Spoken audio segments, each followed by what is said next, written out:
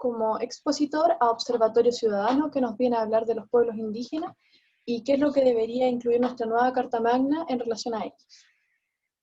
El día de hoy, nuestro expositor se llama Hernando Silva,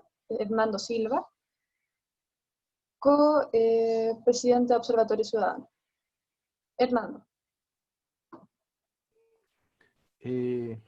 Buenas tardes, Mari. Bueno, como decía Isi, mi nombre es Hernando Silva, soy co-director de la Fundación Observatorio Ciudadano, una organización de sociedad civil que trabaja, bueno, que estamos en la región de la Araucanía, somos de la región, llevamos 15 años de trabajo con enfoque intercultural en materia de derechos humanos, y nada, pues un gusto estar aquí compartiendo con todas y todos quienes están participando de este espacio tan interesante que se ha ido levantando en esta escuela constituyente con enfoque socioambiental, que creo que es un tema súper relevante, con diversidad etaria, con diversidad de género, con diversidad étnica, que es un proceso que se está replicando en muchos lados en función del importante momento que estamos viviendo como sociedad para la construcción de un nuevo pacto social que sea producto de un diálogo entre todos los sectores que habitamos en este país. Acordarse que Chile nunca ha tenido una constitución hecha por sus ciudadanos, sino que en toda su historia constitucional siempre han sido textos elaborados desde la oligarquía o desde los sectores más acomodados de la sociedad, que siempre han tenido un elemento rector de que han sido hechas por hombres, propietarios, aristócratas, y ahí es cuando tenemos este desafío histórico de reconstruir el nuevo Chile con las palabras y las manos de todas y todos. Es desde esa perspectiva que hoy me invitan los y las compas de Friday for Future para contarles un poco de nuestra percepción en relación a la importancia del reconocimiento de los pueblos indígenas en el proceso constituyente. De cómo es importante que en lo que resulte del proceso constituyente haya un mínimo de reconocimiento de ciertos derechos, que son derechos que han sido históricamente excluidos a los pueblos indígenas. Y es así como quiero ir conversando de manera muy abierta con todas y todos para ir entregando algunos contenidos generales y aterrizando las cosas que voy a ir planteando a ciertas situaciones concretas, y después tener un espacio para que conversemos y poder ir generando una retroalimentación sobre la base de los temas que les voy a presentar. Así que voy a partir compartiendo la presentación que tengo acá, que espero que es la primera. ¿La ven? Espero que... Ya. Bueno, es importante que partamos de la base que la sociedad chilena es una sociedad súper diversa. Una sociedad cuya identidad se ha armado un poco con scotch. Una identidad que se ha ido formando desde arriba, una identidad que se ha ido generando por una decisión de los sectores más, de la clase política, de los sectores más acomodados de la sociedad a través de los textos constitucionales, por ejemplo. Por ejemplo, en la historia constitucional chilena, después de la independencia, hay un conjunto de ensayos constitucionales que lo que buscaron hacer era reconocer la diversidad. Incluso hay un proyecto de constitución que buscaba reconocer a Chile como un Estado federal, que fue el primer intento de asamblea constituyente, pero que luego la clase aristócrata latifundista vio que era algo que les incomodaba y se inició una guerra civil, que en 1828 derivó en la consagración de esta clase aristócrata latifundista por sobre estos sectores de provincia más burgueses, y, y esto llega al final a lo que Alfredo Jocelyn Holt conoce como el peso de la noche, que es la imposición de la Constitución de 1833 por el pluriministro del momento, el famoso Diego Portales, que trae un lema: Chile, un Estado, un pueblo, una nación. Por eso les digo que la identidad chilena es una identidad que se construye a la fuerza. Desconoce la diversidad de identidades y de actores que vivimos en este país. Desconoce la existencia de los pueblos indígenas, tanto en el norte como en el sur del país. Desconoce las diferencias identitarias de la gente del norte, de la gente del centro, de la gente del sur. Y propone esta imposición de la idea de Estado-nación. O sea, un Estado con una concepción identitaria común. Entiende dentro de sus componentes que los pueblos indígenas en alguna parte fueron parte del mestizaje que se traduce en la identidad nacional, pero desconoce la diversidad, desconoce su condición de sujetos colectivos de derechos, desconoce muchos elementos que han sido productos de la histórica situación de conflictividad que se ha vivido entre la relación del Estado de Chile y los pueblos indígenas, y en particular el pueblo mapuche. También ha desconocido su condición de sujetos colectivos de derechos, su relacionamiento con sus territorios, su derecho a tierras y territorios, su relacionamiento con sus instituciones propias, incluso ha desconocido tratados internacionales mediante los cuales el Estado de Chile, primero la corona española y luego el Estado de Chile, reconocían, por ejemplo, el pueblo mapuche su condición de sujeto colectivo de derechos.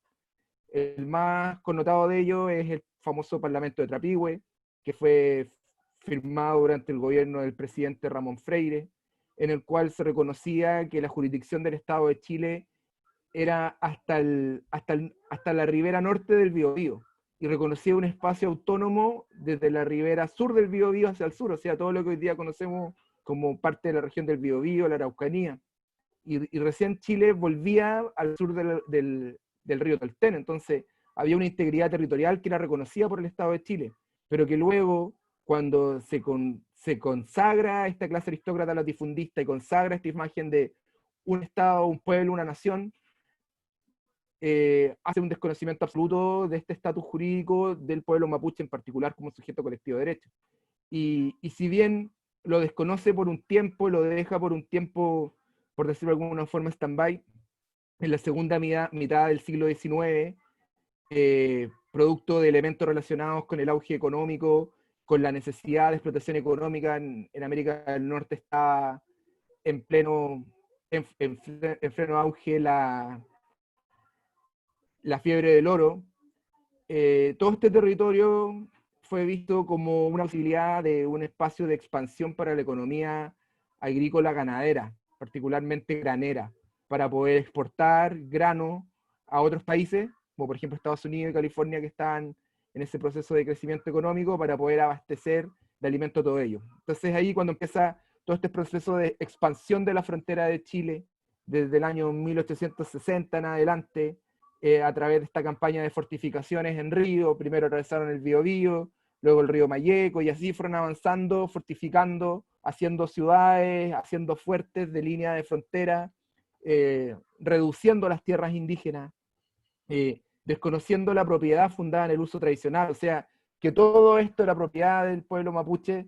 Llegó el Estado, impuso un nuevo sistema de propiedad, desconocieron la propiedad de los pueblos indígenas que se fundaban en yo soy dueño de esto porque siempre lo he vivido aquí, y llega este sistema de propiedad que es el que tenemos vigente actualmente, que es que yo soy dueño de esto porque tengo un título.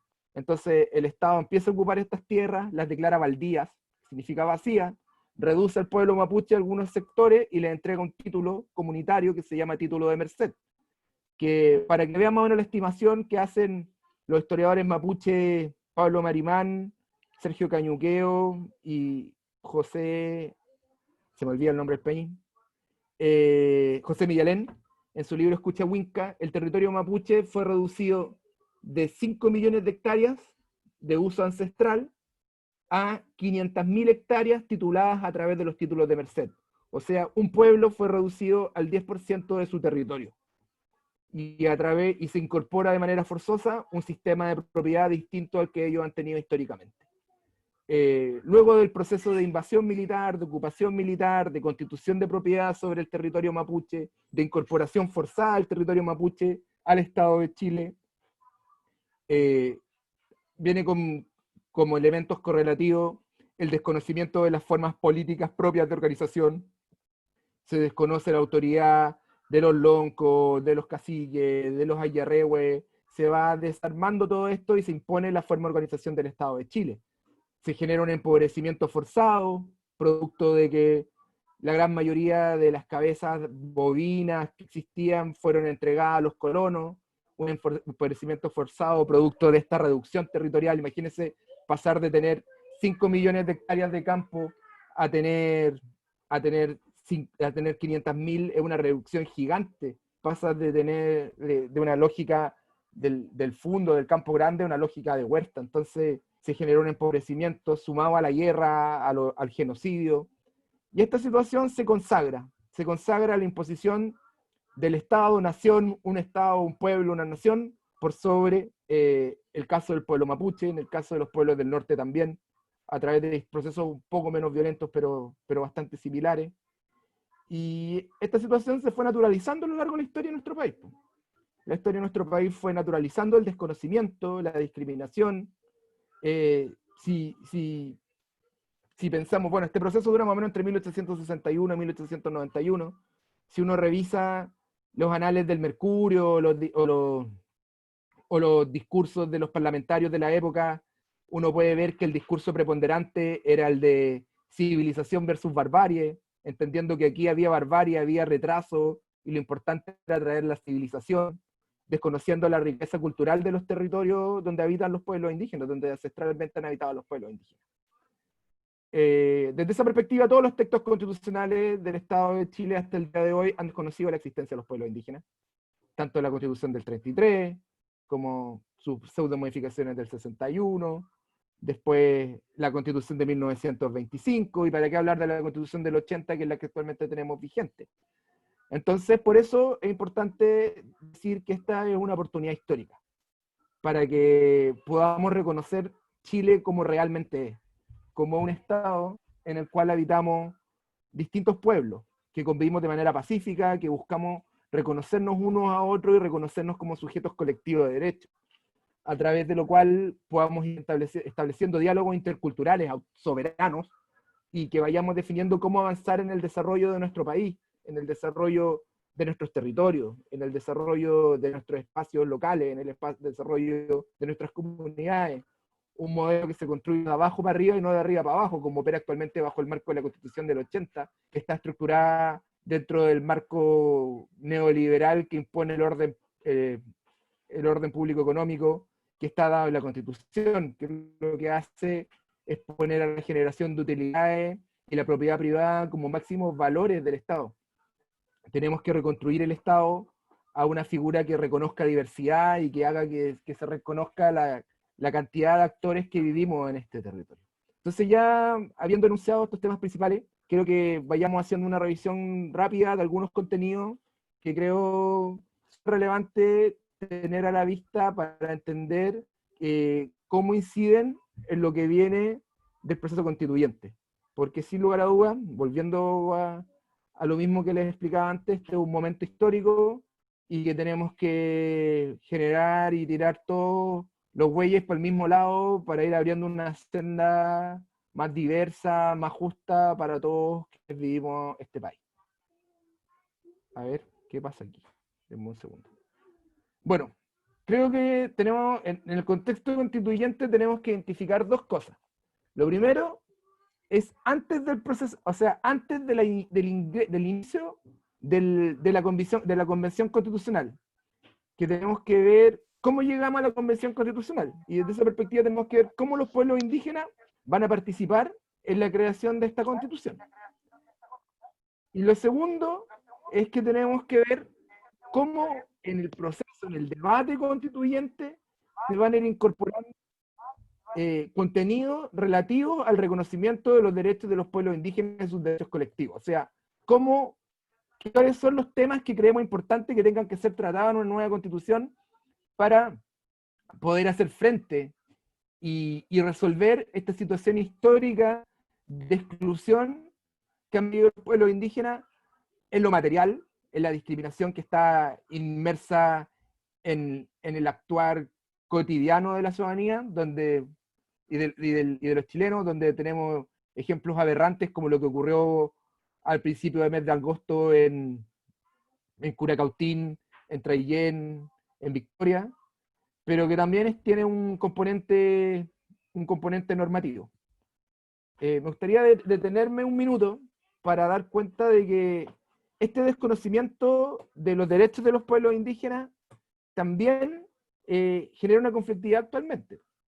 Primero, ¿cuál es uno de los principales elementos relacionados con las reivindicaciones de los pueblos indígenas hoy? Su territorio. Los que no son reconocidos de manera íntegra por el ordenamiento jurídico chileno. Los derechos de los pueblos indígenas en Chile están reconocidos en la ley 19.253. No se reconoce a los pueblos indígenas como pueblo. De hecho, se habla de etnias. No se reconocen sus derechos sobre los territorios. Solo se reconocen los espacios de tierras provenientes de los títulos que entregó el Estado. No se reconocen sus instituciones propias. Se le imponen formas de organización propia de la cultura occidental, como es la comunidad indígena, que tiene un presidente, un secretario, un tesorero, o sea, una junta de vecinos de personas indígenas. Incluso genera formas de estandarización. Una comunidad aymara, una comunidad coya, una comunidad Selknam, una comunidad mapuche, una comunidad Rapanui, tienen presidente, secretario y tesorero. O sea, genera formas de homologar las estructuras organizativas y no desconoce la diversidad de las estructuras organizativas, desconoce las formas propias de organización. El marco normativo actual desconoce absolutamente los derechos de los pueblos indígenas sobre los recursos naturales que están en su territorio, sino que en función de este orden público económico se generan sistemas de uso de los recursos naturales que son protegidos con el derecho de propiedad, como las concesiones mineras, como los derechos de agua, como las concesiones geotérmicas, que permiten el uso de los recursos naturales a quien tiene plata para poder acceder a ellos, para generar utilidades, y desconoce absolutamente los impactos de las personas que viven en los territorios donde se encuentran los recursos naturales. Y así donde vemos acá en la macroregión sur el conflicto por la instalación de la industria forestal, los proyectos hidroeléctricos en las zonas cordilleranas, los proyectos mineros en el norte de Chile, los impactos producto de la industria salmonícola más al sur, en el territorio huilliche. Entonces, este desconocimiento, esta imposición de un marco normativo desconocedor, genera conflicto porque los pueblos indígenas reivindican sus tierras, sus territorios, incluso más allá del marco que reconoce la ley, porque la ley solo reconoce la propiedad de la tierra en los títulos que entregó el Estado de Chile, pero desconoce las tierras que ancestralmente han pertenecido a los pueblos indígenas. Circunstancia que, por ejemplo, está reconocida en el derecho internacional. El famoso convenio 169 del que hoy se habla tanto reconoce el derecho de los pueblos indígenas a sus territorios de uso tradicional. La jurisprudencia de la Corte Interamericana de Derechos Humanos reconoce el derecho de los pueblos indígenas a las tierras fundadas en el uso tradicional. Entonces, hay un desfase. Y ese desfase que genera conflicto. ¿Y dónde estamos? En un momento súper relevante a través del cual podemos establecer normas de convivencia social que nos lleven a salvar esos conflictos. ¿Cómo los salvamos? Reconociéndonos, no desconociéndonos. Estos 200 años de desconocimiento en la historia institucional chilena a los pueblos indígenas, lo único que han generado es sufrimiento, pobreza, exclusión, discriminación, y tenemos que replantearnos de esa perspectiva. Tenemos que elaborar una nueva constitución en la cual reconozcamos esa diversidad. Entonces, ¿por qué es importante reconocer a los pueblos indígenas y cómo a través de la diferencia reconocemos la igualdad? Entender que el derecho es la igualdad desde la lógica de la diferencia, o sea, para que todos seamos iguales, quienes son diferentes se les tienen que igualar las condiciones para poder ejercer sus derechos. Es necesario también por un concepto de justicia histórica, o sea, ha habido una exclusión histórica a los pueblos indígenas en la construcción del modelo de desarrollo de este país, del modelo institucional de este país. Los pueblos indígenas no se les ha reconocido nunca su derecho a participar en la definición de lo que queremos como Chile. Es una oportunidad de iniciar un diálogo intercultural con interés real de entendimiento y negociación, o sea, que hablemos en un diálogo entre pueblos y pueblos para definir los distintos pueblos que vivimos dentro de este territorio, qué es lo que queremos, cómo nos queremos, de qué forma nos vamos a relacionar, cómo vamos a reconocer nuestros territorios, qué espacios de autonomía nos vamos a reconocer. También los instrumentos internacionales de derechos humanos ratificados por Chile, que de acuerdo a la Constitución, vigente, forman parte del bloque constitucional, o sea, tienen un rango similar a la Constitución. Y estos establecen imperativos a reconocer espacios de autonomía a los pueblos indígenas, a reconocer espacios de participación.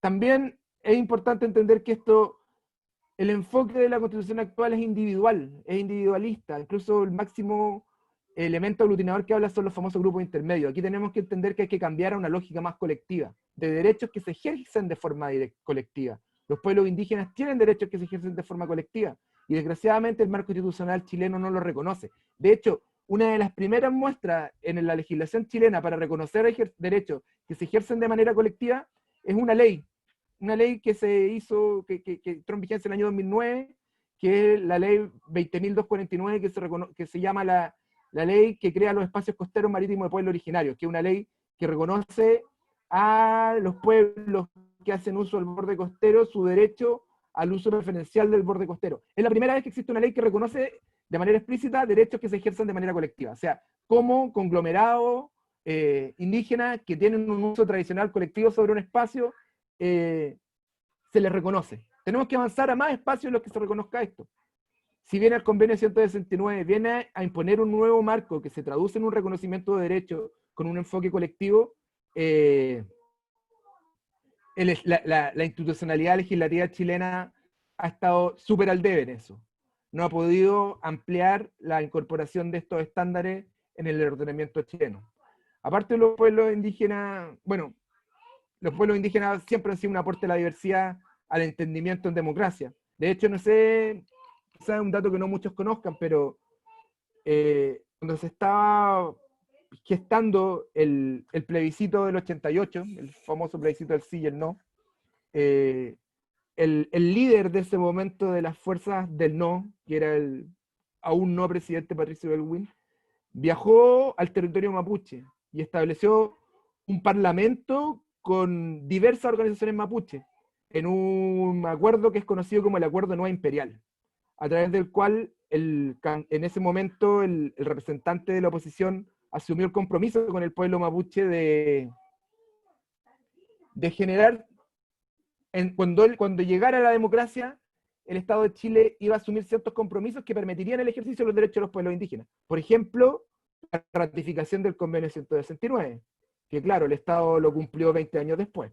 La creación de una ley que reconociera los derechos de los pueblos indígenas, la ley indígena, que es una ley que efectivamente existe, pero que no hace reconocimiento de derechos colectivos, sino que es más bien una ley que tiene una vocación desarrollista. La creación de una institucionalidad indígena dentro del Estado, que efectivamente existe, la CONADI, pero que no es un órgano representativo de los pueblos indígenas frente al Estado.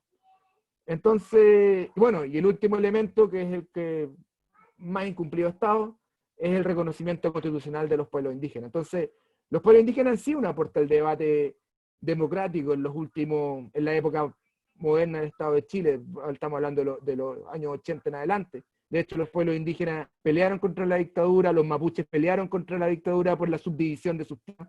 El gobierno, la dictadura, quería levantar una agenda legislativa para dividir la tierra indígena, y las organizaciones indígenas se movilizaron y generaron un proceso que logró frenar en cierto modo esta introducción de las tierras indígenas al mercado. Entonces, los pueblos indígenas, en particular el pueblo mapuche, han sido actores del diálogo democrático en nuestro país, muchas veces desoídos, y es por eso también que se genera tanta frustración. Bueno, tenemos que, yendo al tema de la participación indígena, tenemos que pensar que hay dos modelos. Uno que es el de las cuotas electorales, que es el que establece porcentajes de lista o candidatura que piten en las acciones para ser ocupados. O sea, decir, de los candidatos, de los 10 candidatos, 4 van a ser pertenecientes a pueblos indígenas. Eso es lo de las cuotas. En cambio, existe otro modelo que es el que se está debatiendo actualmente, que es el de escaño reservado, que es aportar un número determinado de asientos a un grupo. Es decir, de los 155 asambleístas, 24 van a ser representantes indígenas. Ese es el debate que se está dando actualmente. Que tiene desde nuestra perspectiva creemos que es más relevante el de la reserva los escaños, ya que asegura la participación. En cambio, el de las cuotas no asegura la participación, sino que lo que hace es someterlo al criterio electoral. Para el tema de la definición de los escaños hay un debate que se está dando. La derecha sobre la base de están inscritos en el registro de la CADI, que es un criterio que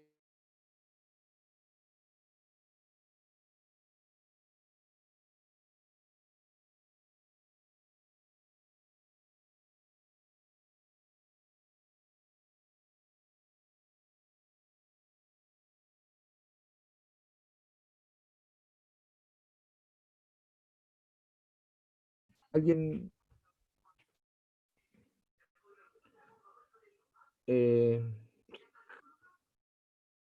¿alguien me podría decir si me están escuchando, si lleva mucho rato cortado?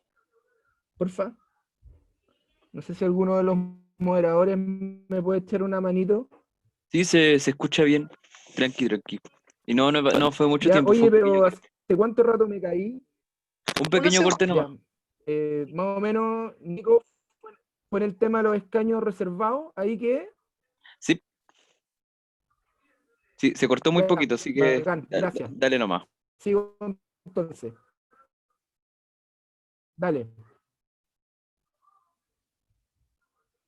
Ya, pues entonces, en relación a los escaños reservados existe esta disputa por un lado la propuesta de la derecha, que lo que busca es reducir espacio de participación, acotándolo solo a las personas que están inscritos en los registros de CONADI. En cambio, lo que estamos buscando los sectores más progresistas es que sea una representación en relación a la del censo, a la del último censo, que reconoció que el 12,8% de la población chilena se autoidentificó como indígena.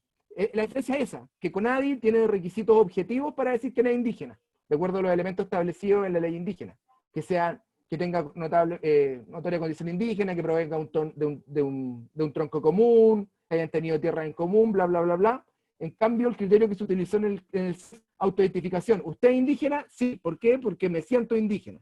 Entonces, el criterio que estamos planteando los sectores más progresistas es este, que se considere el de la autoidentificación, y que en la cantidad global del órgano constituyente, ya sea la convención mixta o la convención constitucional, al número de personas pertenecientes a los pueblos indígenas. Está debatiéndose todo, el tema de cuál es el padrón para votar, hay distintas propuestas, está el de que pueden votar solo las personas indígenas que están en el padrón de CONADI, lo que implica un súper trabajo para el CERVEL, para traducir el padrón el registro de CONADI a un padrón. Otro que se está proponiendo es que las personas se inscriban en un padrón indígena. Ya a casi 60 días del plebiscito es muy irreal. Y la otra es el de la autoidentificación, que cuando todos vayamos a votar, cuando vayamos a votar a prueba y vayamos a votar convención constitucional, luego cuando elijamos los convencionales, nosotros elijamos si votamos en el padrón indígena o votamos en el padrón común, que es uno de los elementos que se están planteando. Se está planteando también la aplicación del criterio de la paridad, que la mitad de los de los representantes, de los convencionales representantes de los pueblos indígenas tengan que ser hombres y la mitad mujeres. Se está estableciendo, todo esto está debatiéndose, de hecho la Comisión de Constitución, Legislación y Justicia del Senado está en sesiones abiertas escuchando todas las opiniones para levantar un proyecto. Entonces yo estoy tratando de defender el proyecto más progresista sobre base del cual nosotros estamos trabajando, que las candidaturas se puedan levantar con el patrocinio de 2 comunidades o de una asociación indígena, que se creen distritos nacionales indígenas, de acuerdo a las identidades y a la pertenencia de los pueblos indígenas, un norte grande, norte chico, centro, Gualmapu, Patagonia, y que de ahí se vayan distribuyendo en relación a los porcentajes de población, la cantidad de cupos. El proyecto que actualmente se está llevando adelante, que viene de un trabajo de organizaciones mapuches como Identidad Territorial Lafkenche, la Asociación de Municipios Mapuches con Alcaldes Mapuche, AMCAN, y otros que estamos trabajando ahí, generamos una propuesta de que la Convención Constitucional, además de los 155, debería tener 24 representantes indígenas. Entonces eso es lo que se está debatiendo hoy día en el Congreso, y esperamos que se resuelva incorporando la mayor cantidad de espacio posible para la participación de los pueblos indígenas. Bueno, si logramos eso, vamos a tener un logro muy importante, porque estamos logrando llevar por primera vez un reflejo de la cantidad de habitantes chilenos que se autoidentifican como indígenas al tema electoral. Porque actualmente ni siquiera se reconocen. La forma de representación actualmente en el marco electoral son los partidos políticos. Entonces, estaríamos construyendo una estrategia que específica su línea. En casos comparados, podemos ver que en la Asamblea Constituyente participaron solo 2 representantes de pueblos indígenas, correspondiente al 2,9% de la Asamblea, que no necesariamente es una representación de la población indígena que hay en Colombia. Otro ejemplo es Bolivia. Hubo una amplia representación, un 35% político indígena. Entonces, habían 2 elementos que convergían, no necesariamente representación indígena, no habían escaños reservados. En Venezuela se reservaron 3 cupos, pero fueron designados por la misma asamblea.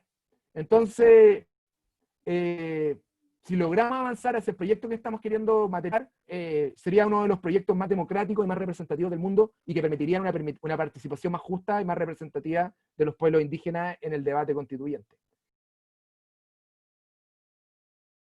Bueno, como les planteaba antes, la Constitución chilena, bueno, ya viendo el tema de la participación, que es un tema que estamos debatiendo, ahora vamos al fondo, al debate sobre la Constitución. Como les planteaba en la introducción, la Constitución chilena actual no reconoce al pueblo indígena en ningún grado, nunca les ha reconocido. Han existido procesos de reconocimiento constitucional, pero la clase política siempre ha buscado privilegiar otros intereses sobre el reconocimiento de los pueblos indígenas. Es más, algunos proyectos han avanzado mucho, pero todos han tenido enfoques culturalistas, pero que no cumplen con este elemento esencial y relevante, que es el reconocimiento de los pueblos indígenas y su carácter colectivo, o sea, de cómo los pueblos indígenas ejercen sus derechos de manera colectiva. Chile ha sido un visibilizador de los pueblos indígenas, y desde esa perspectiva es como se invadió este territorio para incorporarlo al territorio nacional, entre comillas, para generar una integridad, desconociendo a los habitantes que históricamente han vivido acá en el Gualmapu.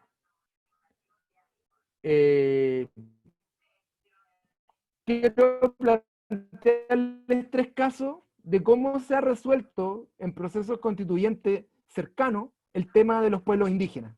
Cómo se ha logrado generar espacios de encaje para entender que en un estado viven distintos pueblos, y cómo esto se ha resuelto en la técnica legislativa. Por ejemplo, la Constitución boliviana del año 2009, que fue llevada en este proceso donde hubo participación indígena a través del MAS, establece como principio básico el artículo 1, que es un estado plurinacional, y que garantiza la libre determinación de los pueblos indígenas en el marco de la unidad del Estado, que consiste en el derecho a la autonomía, al autogobierno, a la cultura y al reconocimiento de sus instituciones. O sea, se reconoce que los pueblos indígenas son sujetos colectivos de derecho, que el Estado plurinacional de Bolivia es producto de una alianza entre distintos pueblos y naciones que viven en el territorio, y como tal se reconocen los espacios de autonomía.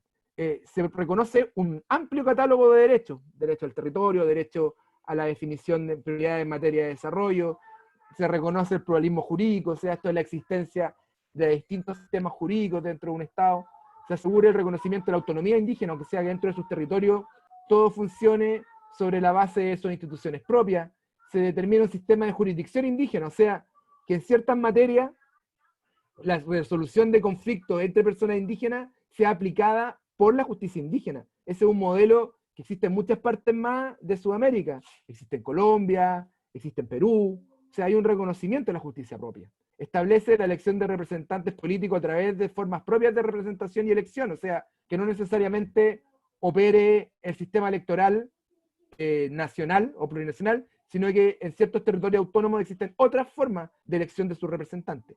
Y además hace un enclave porque crea un tribunal constitucional plurinacional en el cual se incorpora la interpretación desde la jurisdicción indígena de la Constitución. O sea, cuando se revisa la Constitución, cuando se revisan ciertas normas al alero de la Constitución, se hace considerando la jurisdicción indígena. Por ejemplo, en el caso de Ecuador, también se establece que Ecuador es un estado intercultural y plurinacional, o sea, se reconoce, al igual que en Bolivia, estas relaciones entre pueblos y naciones, y también se reconoce las relaciones interculturales entre las distintas culturas que viven dentro del territorio, reconociendo la diversidad, reconociendo la riqueza de ellos. También tiene un avance muy parecido al de Bolivia en el reconocimiento de los derechos colectivos, se reconocen espacios indígenas propios, circunscripciones territoriales o afroecuatorianas. Ojo que eso es importante, porque también se avanza hacia el reconocimiento de grupos tribales, o sea, en el caso de las comunidades afroecuatorianas, que fueron gente agarrada en África y traída como colectivos a vivir en Ecuador, a trabajar, se les reconoce su arraigo y su vinculación con el territorio. De hecho, en el derecho internacional ellos están reconocidos como pueblos tribales, quienes fueron traídos de un territorio a otro y generaron arraigo. Acá en Chile también existe ese debate. Las organizaciones afrodescendientes, principalmente del norte de Chile, están planteando la necesidad de participar en el proceso constituyente y que se les reconozca como un elemento componente también de quienes viven en el territorio. Se reconoce también un conjunto de elementos para el Estado en proteger el patrimonio cultural, la identidad plurinacional, pluricultural y multiétnica. El Estado hace reconocer todos los elementos que surgen de estas relaciones interétnicas que hay en el territorio, que se reconozca la riqueza de las prácticas culturales, pero no solo de una perspectiva folclórica, entendiendo las propias formas de educación, las propias formas de salud, las propias formas de ejercer justicia, o sea, un reconocimiento de los pueblos indígenas como sujetos colectivos que toman decisiones autónomas en su territorio y que esas decisiones autónomas tienen un conjunto de elementos que tienen un enfoque cultural. La Constitución colombiana es más antigua, si bien tiene algunos avances sobre la base de las definiciones que ha hecho el Tribunal Constitucional de Colombia, también es uno de los primeros cimientos para avanzar en el reconocimiento de la diversidad étnica y cultural de la nación, y reconociendo la importancia de los territorios, un enfoque lingüístico y la importancia de la participación indígena. Entonces, sobre la base de estos derechos que han sido reconocidos en casos comparados y que serían importantes de pasar en nuestro país, es que tenemos que llevar el debate. Está el reconocimiento de los pueblos indígenas de la lengua, sus organizaciones sociales propias, tierras, territorios, derecho consuetudinario, sistema de representación, educación cultural bilingüe, sistemas de salud, autonomía, recursos naturales, forma de implementación del proceso de consulta y consentimiento, patrimonio inmaterial, autodeterminación. Todos estos son elementos que han sido reconocidos en las otras constituciones, pero que no necesariamente han sido implementados. Y ahí está también el tema de cómo las fuerzas políticas tienen que confluir para que estos derechos que están reconocidos en la Constitución no sean letras muertas. Por eso, no todo se resuelve solo con la Constitución. La Constitución ya da un piso para poder avanzar en la exigibilidad de esos derechos. Y así como, por ejemplo, en Ecuador siguen existiendo conflictos por la instalación de proyectos extractivos gigantescos en territorios indígenas en el Amazonas, o en el famoso caso del TIPNIS en Bolivia, donde un proyecto de desarrollo del Estado plurinacional generaba una autopista gigantesca por sobre territorio indígena. Entonces, también está el avance de la implementación de estos derechos. No nos quedamos solo con el reconocimiento. Lo importante también son los procesos políticos que inciden en la implementación de estos derechos. Bueno, este es el catálogo de derechos que creemos que sería importante reconocerse también y que están absolutamente sustentados en el derecho internacional, tanto en los pactos de derechos humanos generales, que no son particulares a los pueblos indígenas, como el caso del Pacto de Derechos Civiles y Políticos y el Pacto de Derechos Económicos, Sociales y Culturales del año 1966, ratificados por el Estado de Chile, Ambos, que en su artículo 1 dicen los pueblos tienen derecho a la libre determinación, pero también en un conjunto de instrumentos específicos que han avanzado en los reconocimientos y la regulación particular de los derechos de los pueblos indígenas, como el Convenio 169, como la Declaración de Derechos de Pueblos Indígenas de Naciones Unidas, como la Declaración de Derechos de Pueblos Indígenas del Sistema Interamericano de Derechos Humanos. Entonces, hay un marco jurídico internacional que sustenta estos derechos. No es que se estén levantando de la nada, sino que son contenidos normativos que tienen una historia, que tienen una tradición y que tienen un sustento en acuerdos que como humanidad, a través de la representación de los estados, se han ido acordando, se han ido estableciendo estándares, que Chile ha estado muy al debe en su cumplimiento y que sería muy relevante poder incorporarlo en la Constitución para de esta forma poder generar formas de solución de conflictos a estos conflictos históricos, interétnicos que se han vivido producto del desconocimiento de los derechos de los pueblos indígenas que el Estado de Chile ha realizado a lo largo de tanto tiempo. ¿Qué derechos debe incluir una nueva Constitución? A diferencia del reconocimiento legal, es una fuerte política, la importancia del instrumento es un nuevo pacto, o sea, que no sean temas volubles o volátiles a través de procesos de debates legislativos, sino son temas que tienen que estar establecidos como reglas del juego de nuestro Estado, en este nuevo pacto que estamos invitados todos y todos a construir. Desde esa perspectiva debemos reconocer que los pueblos indígenas son originarios y preexistentes, o sea que existen antes de la conformación del Estado. La propiedad de sus tierras, sus territorios como recurso material y cultural y soporte político de su existencia. O sea, mapuche significa gente de la tierra. Sin tierra no hay mapuche, dicen algunos. Es importante entender el vínculo y el reconocimiento del Estado a las tierras y a la forma en que éstas se vinculan con el ejercicio de sus prácticas propias. Es importante avanzar con un catálogo de reconocimiento de derechos, que ya hemos mencionado, el derecho de identidad, la autodeterminación, el reconocimiento de sus propias formas de organización, a los recursos naturales que están dentro de su territorio, a la participación política, tanto dentro de sus espacios de autonomía, pero también para relacionarse con los modelos externos, cómo se relacionan con los estados, cómo nos relacionamos con el que aspiramos al Estado plurinacional de Chile, cómo se realizan procesos de consulta y consentimiento respecto a proyectos de inversión, proyectos de ley, medidas normativas de carácter administrativo que les afecten, y cuando éstas generen una vulneración de derechos, los pueblos indígenas tengan derecho al consentimiento, es decir, lo queremos o no lo queremos, el ejercicio de su derecho propio, a la aplicación de sus propias formas de resolución de conflictos, de sus propias formas de aplicación del sistema penal. Tenemos, bueno, el tema de la huelga de hambre que está muy en tela de la opinión pública. Lo que busca eso es que se reconozca el derecho propio desde la perspectiva del sistema penal, que el sistema penitenciario reconozca las particularidades de los pueblos indígenas. Y también avanzar hacia el uso y oficialización de la lengua, como procesos que inciden de manera directa y muy potente a la conformación y fortalecimiento de las identidades. Tenemos los ejemplos de España. España es un Estado que reconoce autonomía y que algunas de las autonomías, hablemos de Cataluña, hablemos de País Vasco, hablemos de Galicia, han fortalecido su identidad a través del fortalecimiento de sus lenguas. Entonces, son elementos relevantes que conforman un conjunto de elementos que sí o sí deberían ser elementos reconocidos en la Constitución.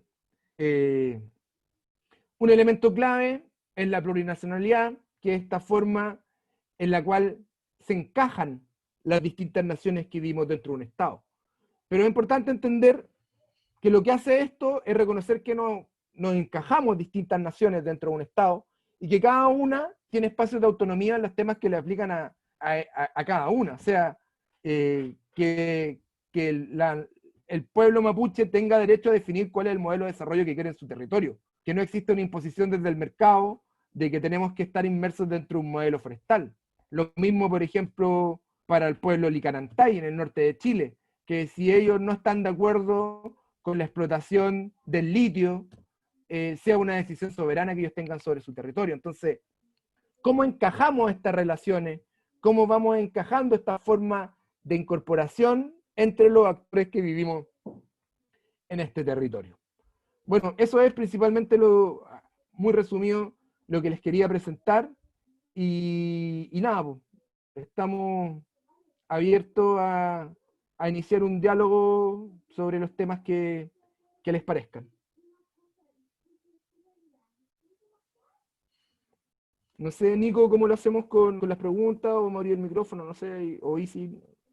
Te han dejado dos preguntas hasta ahora, me parece. Déjame leer. La primera es, la identidad chilena es súper obligada. Si nos obligan a poner la bandera para el 18 y nos obligan a bailar cueca en los colegios, ¿cómo podríamos construir una bandera que fuera representativa y que reconozca la diversidad de nuestra identidad cultural?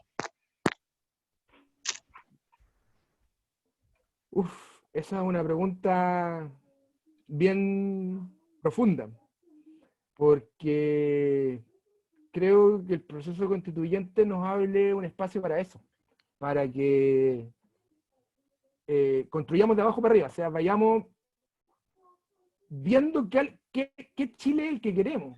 Incluso puede ser que nuestra bandera no sea muy representativa de lo que creemos que es nuestro país. Entonces, tenemos que ir viendo a través de un diálogo cómo nos vamos replanteando como Estado. Yo comparto con la persona que hace esa pregunta que y es un gran legado a la dictadura. La dictadura legó este fortalecimiento de la idea de la identidad nacional, del guaso, de la China, que además es una relación patriarcal, esta imagen del 18 de septiembre, la cueca, y que claro, se ha vinculado con un modelo de Estado, pero que es importante también que veamos si ese es el modelo de Estado que nos representa o no.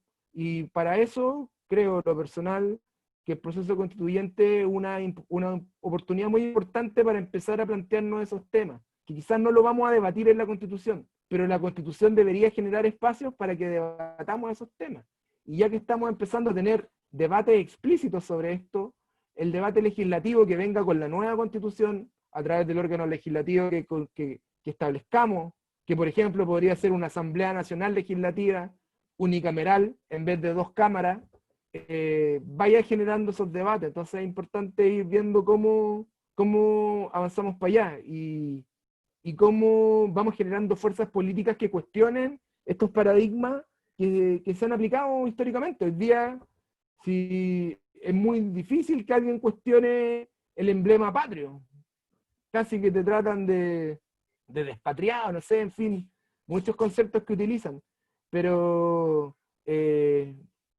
nos representa la bandera, nos representa la cueca, es el Chile que realmente somos nosotros, y es ahí donde las nuevas generaciones tienen que, y creo que tienen esa fortaleza de poder cuestionar estos paradigmas que para quienes somos un poquito más viejos eran paradigmas incuestionables, y que hoy se está avanzando hacia ellos.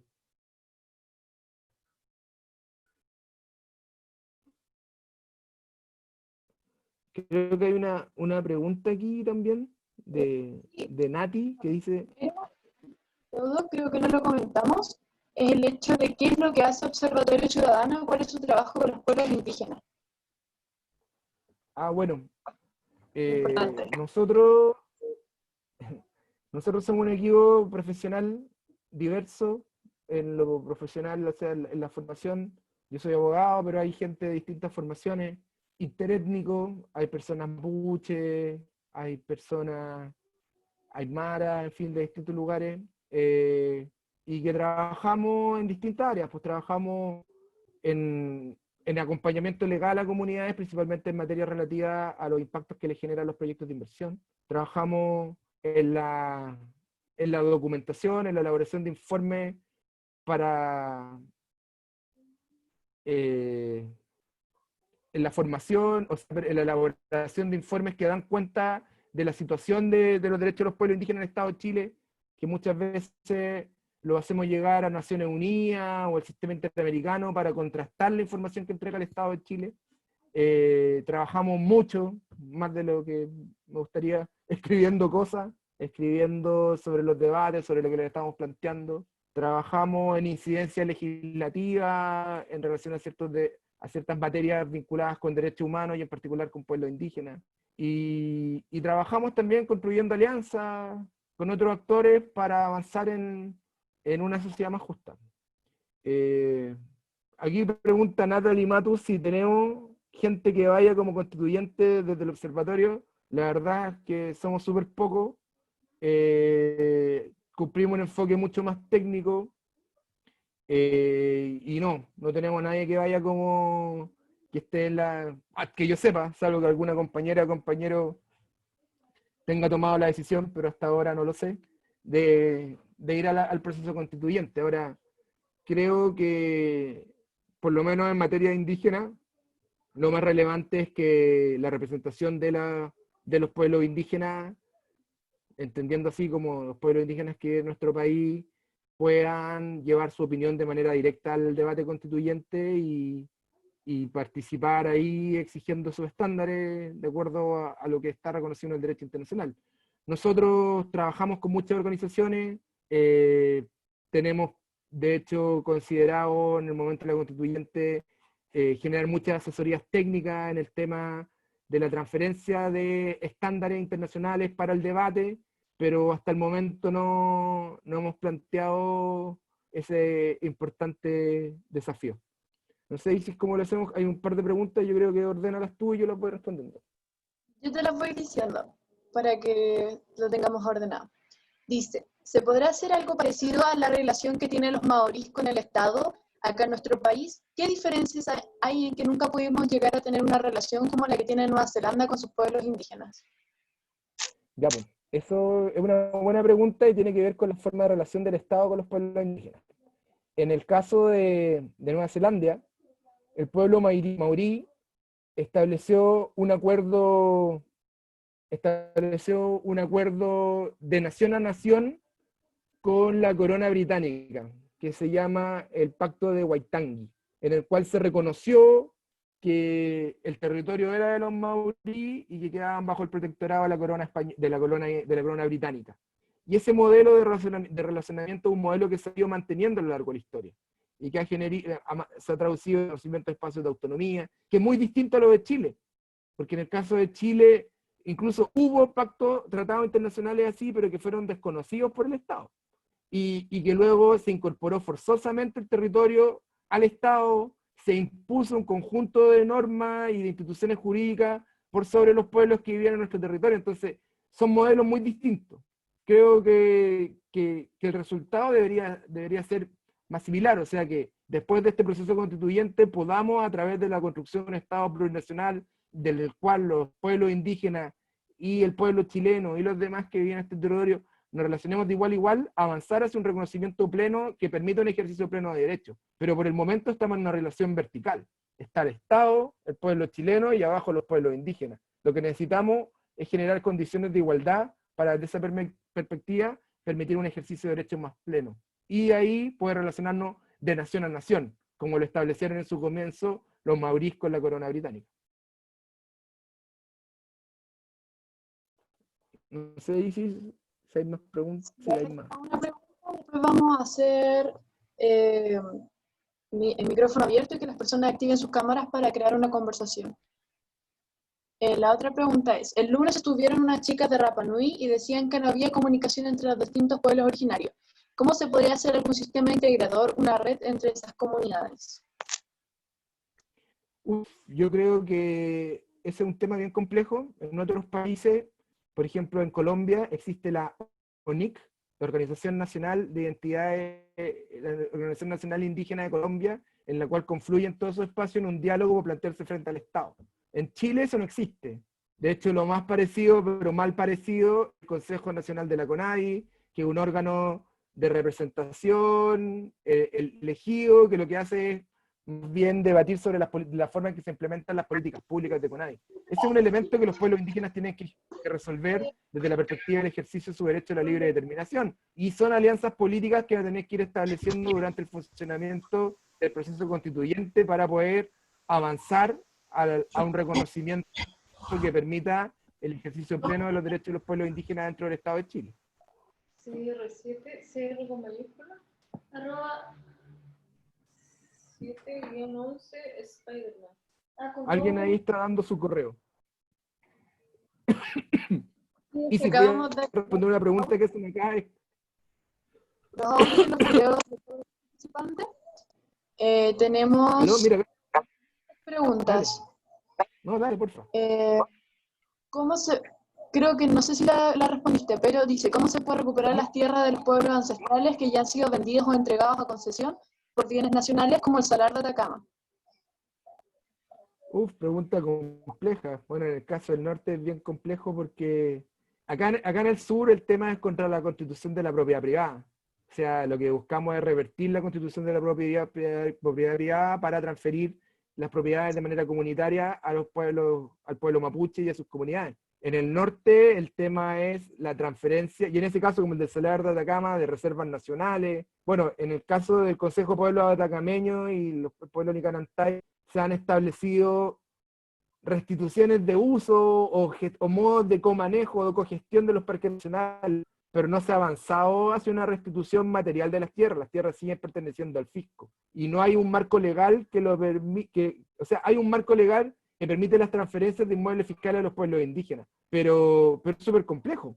Todo ello lleva detrás negociaciones políticas, formas de exigibilidad, y que creo que si avanzamos hacia un nuevo marco regulatorio de los derechos de los pueblos indígenas a través del proceso constituyente, debería ser uno de los temas que se resuelva, el de los territorios ancestrales de los pueblos indígenas y la forma en la cual el Estado resuelve a estas reivindicaciones, porque parte de estas reivindicaciones son las que han generado mayor situación de conflictividad a lo largo del siglo XX, XXI. La siguiente pregunta tiene que ver con el conflicto actual en la 9ª región. Dice, ¿podrías explicar lo que está ocurriendo actualmente en la 9ª región con el pueblo mapuche? Una pregunta súper fácil. Súper fácil porque es dificilísima. O sea, lo que está pasando es lo que les expliqué al comienzo. O sea, es una situación de imposición de un modelo sobre otro, de imposición de un Estado sobre un territorio, de desconocimiento de las tierras, de los territorios, de desconocimiento de la implementación de sistemas jurídicos propios. Y esto, claro, es un proceso cíclico que se va viviendo constantemente, ¿cachai? Las organizaciones indígenas, las comunidades, personas mapuche, reivindican sus derechos, generan actos de protesta social, algunos de los cuales pueden ser considerados constitutivos de delito. La respuesta del Estado es la represión, la criminalización, el encarcelamiento, en algunos casos el homicidio, como el caso de Camila Carrillanca, perdón.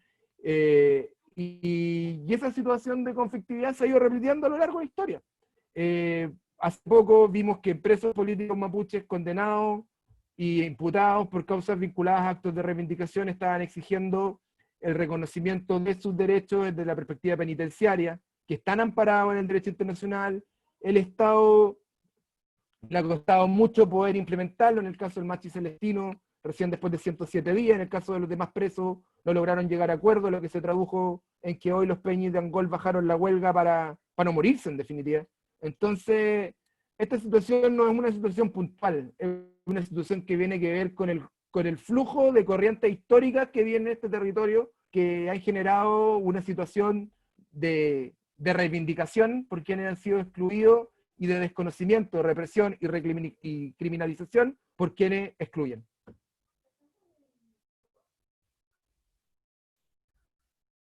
Tenemos la siguiente pregunta ahora. Es, ¿cómo? No, perdón, un poco más arriba. Este proceso constituyente debería ser consultado a la población indígena en conformidad al convenio 169 de la OIT. Sí, pues, o sea, hay un debate sobre eso, y lo que se ha planteado como más consolidadamente es que antes del plebiscito de salida, o sea, cuando esté terminando el trabajo de la Convención Constitucional, las normas relativas a pueblos indígenas deberían ser sometidas a un proceso de consulta previos al plebiscito de salida. O sea, porque son medidas administrativas y legislativas que generan susceptibilidad de afectación a los pueblos indígenas, y como tal deben ser sometidos a un proceso de consulta. De hecho, el año, no me acuerdo, creo que 2010, 2011, hubo un proceso legislativo para proponer el reconocimiento constitucional de los pueblos indígenas. Y en ese momento el relator de pueblos indígenas, James Anaya, hizo un protocolo de cómo debían consultarse los proyectos de reforma constitucional relativos a pueblos indígenas. Entonces, este protocolo debería ser extrapolable al resultado del proceso constituyente para ser consultado al pueblo indígena para tener un grado de legitimidad absoluta e incuestionable al momento de que la Constitución sea refrendada a través del plebiscito de salida. Así que eso es lo que se ha planteado. Ahora, hay algunos debates, por ejemplo, que son bien complejos en relación a la forma de participación. Si el proyecto de ley de reforma constitucional que establece los escaños reservados debería ser consultado o no. En el ideal debería ser consultado sí o sí, pero es súper difícil en función de cómo se están dando los tiempos. Si a mí me preguntan, yo creo que lo que debería consultarse es el proyecto de constitución que salga del trabajo de la Convención Constitucional antes del plebiscito de salida.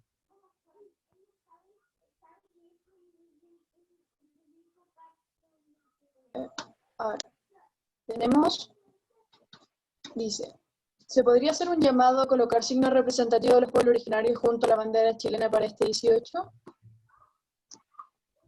O sea, eso es un ejercicio de cada uno. Yo que en mi casa para el 18 pasado no puse bandera chilena, pero puse una Huenufoye, que es la bandera mapuche del Consejo de Todas las Tierras, esa típica que todos conocemos como bandera mapuche. Porque, ojo, hay dos banderas mapuche. Hay una que se llama Hueñelfe, que es la bandera azul con una estrella blanca de 8 puntas, que es el lucero del amanecer, Hueñelfe. Y la otra que se llama Huenufoye, que es la bandera del Consejo de Todas las Tierras, y que se hizo famosa como bandera mapuche, que es la que vemos en las marchas, de todos lados. Las dos son banderas mapuche, las dos son reconocidas como banderas mapuche, pero la bandera de la Huenufoye es producto de un proceso político organizativo que dio el pueblo mapuche entre los años 80 y 90 y que se tradujo en el proceso del Consejo de Todas las Tierras. Pero claro, o sea, le reitero, yo para el 18 pasado no puse bandera chilena y puse una linda Huenufoye que todavía está ahí flameando en un poste acá fuera de mi casa, así que son hechos, acciones reivindicativas y de autoidentificación que tenemos que ir haciendo todos en nuestras prácticas cotidianas.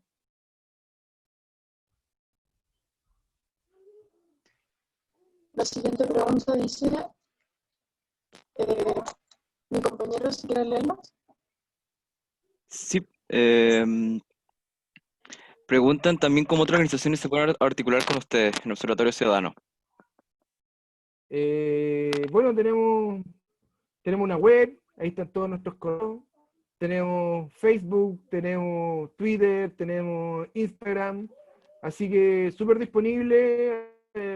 Tenemos una persona que funciona en la operación de las redes sociales, así que cualquier mensaje, todo, ahí estamos súper disponibles para ir generando formas de retroalimentación en función de avanzar en un proceso constituyente que reconozcamos y construyamos un Chile más digno, más justo y mejor para todas y todos. Bueno, genial. Ahí Alejandra Zamora pregunta de qué manera como ciudadanos podemos contribuir de manera directa o indirecta a la demanda de los pueblos indígenas. Bueno, lo primero es aprobando. Lo segundo es aprobando una convención constitucional. Lo tercero es exigiéndole a los representantes que vayan al debate constitucional, que lleven los temas relativos al conocimiento de los pueblos indígenas. O sea, cuando los convencionales empiecen sus campañas, ellos van a levantar programas. Y ahí como ciudadanía tenemos la obligación de exigir que esos programas sean representativos de nosotros. O sea, representante, no sé, X, tú quieres ir a hablar por mí a la Constitución, pero cuando tú vayas a hablar por mí por la Constitución, yo quiero que lleves este mensaje. Así, tenemos que debatir los programas que ellos vayan a discutir en la convención. Tenemos que votar por quienes tengan un programa más cercano con los temas que nosotros estamos planteando. Entonces es súper importante organizarnos, convocar a los candidatos, preguntarles cuáles son sus posiciones respecto a ciertos temas, para que de esta forma nuestro voto no sea por persona, sino que sea por programa. Existe un voto programático, sobre el cual nosotros después como ciudadanos podamos ejercer una función contralora, es decir, mire Juan González, yo voté por usted porque usted dijo que iba a estar a favor del Estado plurinacional, y ahora usted está votando en contra del Estado plurinacional. ¿Cómo es la cuestión? Entonces, ir generando ese proceso, entender que los representantes, los convencionales, no porque sean electos, se desvinculan de nosotros, todo lo contrario, ahí tenemos que estar nosotros, movilizándonos, exigiendo que se reconozcan los temas sobre los cuales se comprometieron. la constituyente boliviana, que funcionó en una ciudad que se llama Sucre, tenía movilizaciones ciudadanas todos los días afuera durante un año. Entonces, es importante entender que la ciudadanía también tiene que, no es un globito que inflamos que se vaya solo, es un globito que tenemos que tener afirmado, y que cuando se quiera ir para arriba tenemos que tirar para abajo y tenemos que ir direccionándolo hacia los lados que nosotros, y las materias que nosotros queremos que queden reflejadas en esta nueva constitución, porque si no, la constitución va a ser escrita por los mismos de siempre, incorporando los mismos textos de siempre, asegurando negocio a los de siempre. Ahora tenemos una brecha súper difícil, que son los cuestionados 2/3, porque la derecha, con su lógica de desconocer los espacios de participación ciudadana, de desconocer las voces de la mayoría, dejó amarrado este candado de que todos los acuerdos de la nueva constitución se tienen que tomar por 2/3. Entonces tenemos que votar por gente que sepa que estamos con los programas, que tienen programas comunes con los que creemos, y tenemos que votar para lograr tener más de 2/3 de convencionales que representen nuestros intereses. Porque si no, la derecha va a poner un candado y no vamos a poder avanzar hacia una constitución que resuelva todos estos temas que hemos planteado, sino que vamos a llegar a tener una constitución minimalista que reconozca contenidos mínimos y que el resto los tire al debate legislativo, y ahí quién sabe qué pueda pasar. Mira, ¿Puedo escribir los nombres de las banderas en el chat? A ver, yo no soy un gran escribidor de mapuche, pero Hueñelfe es la bandera azul. A ver, miren, creo que las tengo acá atrás. Denme un segundo. Esta es Hueñelfe.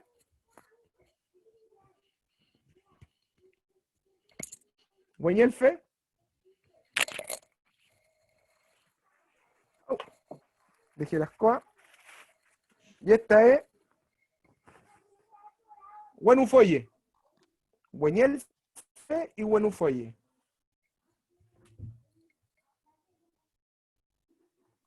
Genial.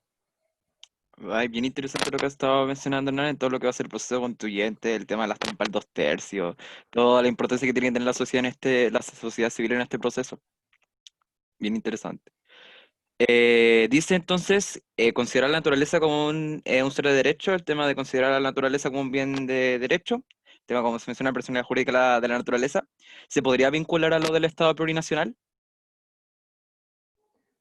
Ese es un debate que se dio en Bolivia y en Ecuador, ¿eh?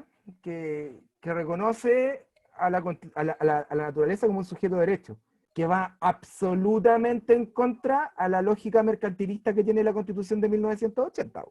La Constitución de 1980, y este es un concepto que tenemos que cambiar también dentro de nuestras cabezas, que hablamos de recursos naturales, o sea, nos planteamos desde una perspectiva absolutamente productivista. El agua es un recurso para generar riqueza que nos da la naturaleza, recurso natural. La minería, los recursos mineros, los recursos que nos da la tierra para generar la actividad minera. Tenemos que deconstruir esa imagen, y es un debate que también vamos a tener que dar en la Constitución hacia el concepto de bienes comunes, que son los bienes que nos pertenecen a todos. Son elementos que están en la naturaleza y que nos pertenecen a todos, que claro, cumplen algunos usos productivos, pero también cumplen usos ambientales, que actualmente no están reconocidos en nuestra institucionalidad, cumplen usos culturales para los pueblos indígenas, cumplen usos recreativos. Entonces es importante deconstruir el concepto de recursos naturales y pasar al de bienes comunes. Y al mismo tiempo entender que los bienes comunes forman parte de un todo, que es la naturaleza. Y desde esa perspectiva entender que la naturaleza como tal es un sujeto colectivo, es un sujeto de derechos. Es un sujeto de derechos que no puede ser explotado de manera desproporcional por nosotros, que estamos inmersos en un modelo etnocentrista en el cual los seres humanos somos tan patudos que nos creemos ser el centro del universo y que podemos utilizar todo para generar más plata y para que tengamos más plata como humanidad, pero sin considerar los impactos que genera a los demás habitantes que tiene este planeta. Entonces, claro, es un debate que se puede dar y que sería espectacular que se materializara, que se reconociera a la madre naturaleza como un sujeto de derecho, que nosotros somos parte de ella, no que nosotros somos sus dueños, ir cambiando esa concepción, que generacionalmente se ha ido dando de alguna forma, pero que desgraciadamente está encarnizada en la cabeza de los viejos vinagres que nos han gobernado hasta ahora. Entonces, creo que es una pregunta súper buena, creo que es un elemento súper interesante que tenemos que debatir en el proceso constituyente, porque también se vincula en la forma en que como humanidad definimos nuestros modelos de desarrollo. Nuestro modelo de desarrollo que se ha implementado desde el siglo XVIII en adelante es el de la explotación, explotación, explotación de la naturaleza y de los seres humanos para generar riqueza, pero riqueza que es para algunos con el trabajo de otros. Entonces, tenemos que ir deconstruyendo esos modelos y ir planteando que si seguimos en ese modelo, como humanidad, no vamos a pasar más allá de 40 años. Estábamos hasta el loli perrito, diría el negro Piñera. Entonces, tenemos que cambiar esta forma de relacionarnos con nuestro entorno y desde esa perspectiva el avanzar a reconocer la tierra como un sujeto de derechos sería un avance súper importante. Mira, hay distintos comentarios sobre ello. Menciona también a la zona de sacrificio. Menciona que es medio estúpido pensar así. Nosotros dependemos de la naturaleza y en evitar protegerla. Acá hay otra pregunta más que dice: ¿de qué manera se pueden reconocer a los pueblos originarios en el proceso constituyente desde una perspectiva de género, por los derechos de la mujer indígena? Partamos por un elemento básico, que la representación sea par, que la mitad de hombres y la mitad de mujeres puedan representar los intereses de los pueblos indígenas en el proceso constituyente. Segundo, reconocer en la Constitución la igualdad de los hombres y las mujeres. Y no solo una igualdad nominal, sino una igualdad material, que de aquí en adelante en el funcionamiento de los órganos legislativos, del Poder Judicial, existe una paridad que permita que las mujeres puedan ejercer sus derechos de la misma forma en que los hombres lo hemos hecho a lo largo de la historia.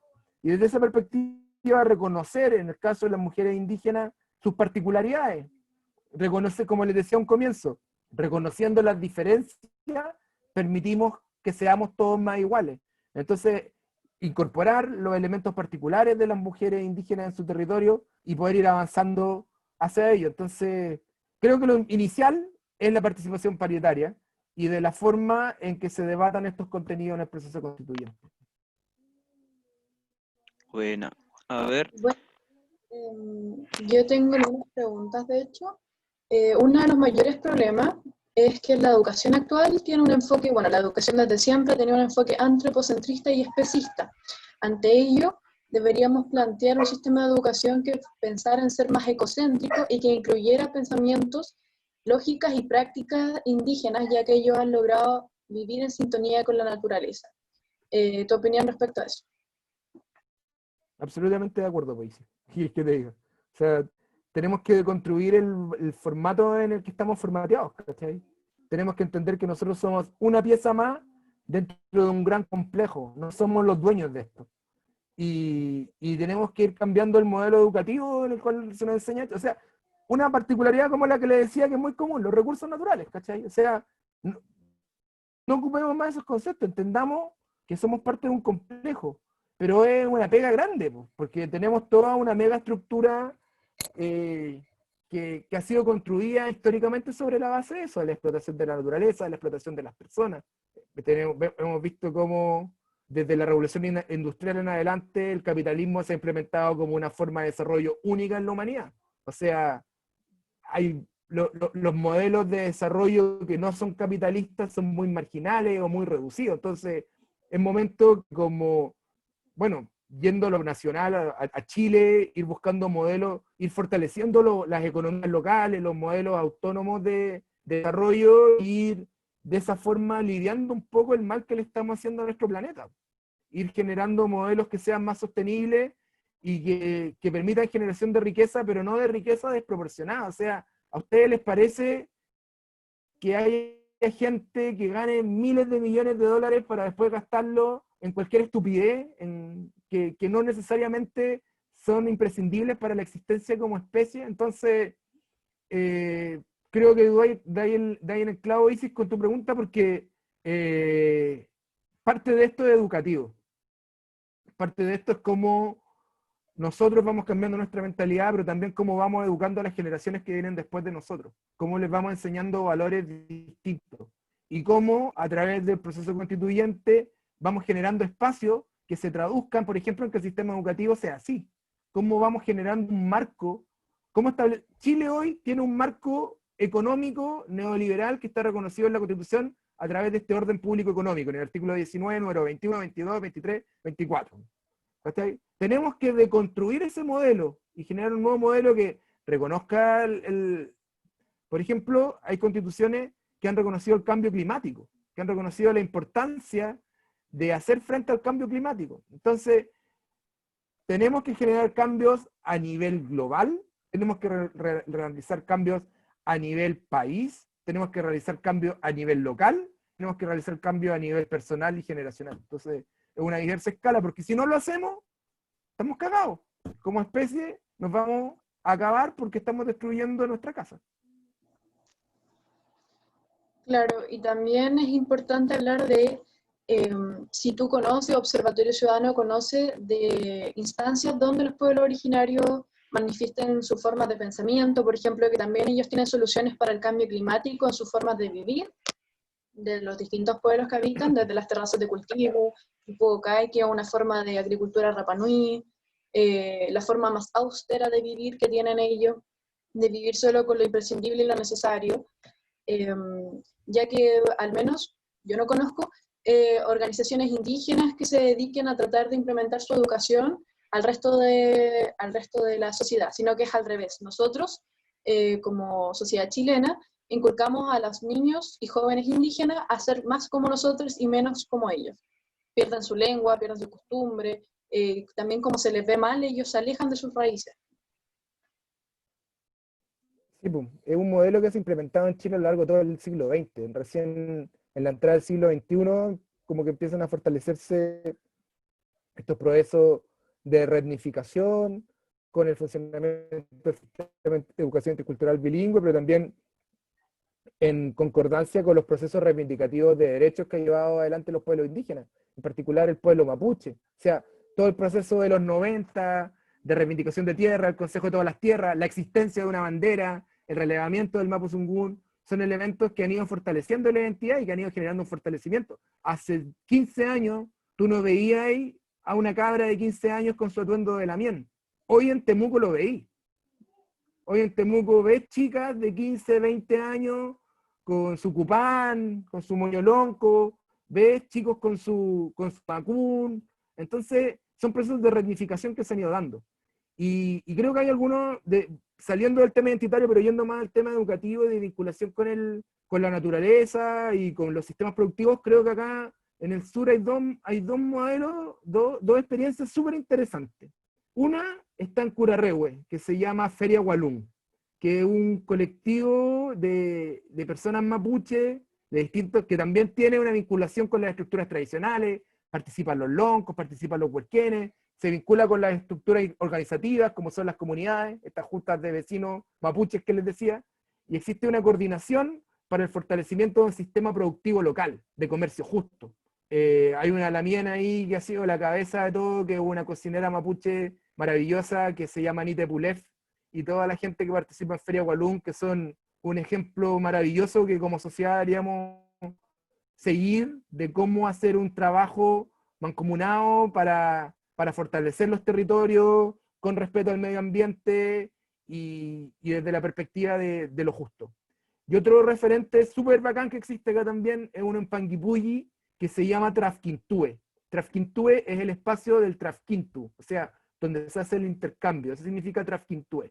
Y que es un colectivo que surge desde un referente político mapuche que se llama Parlamento Mapuche de Coscós, y es como el ala económica del Parlamento Mapuche de Coscós, que han desarrollado también un proyecto bien similar al de Walún, de hecho entre ellos son bien hermanos, para ir relevando la economía local sostenible, con pertinencia cultural, con respeto al medio ambiente, con comercio justo, con fortalecimiento de la huerta.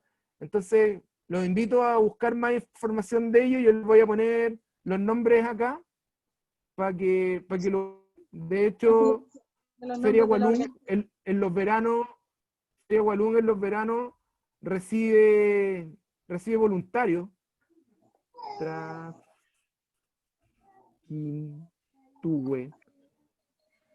Sí, exactamente, Yanna, la sede del Trasquintúe se quemó este año, desgraciadamente, pero ahí los Peñiramien, que tienen todo el ñeque del mundo, ya tienen levantada la cuestión, po. Si la gente de Pangui, yo trabajé con ellos y sacamos a Endesa. Endesa quería hacer una central hidroeléctrica gigantesca arriba de un sitio sagrado de un lago que se llama el Tume.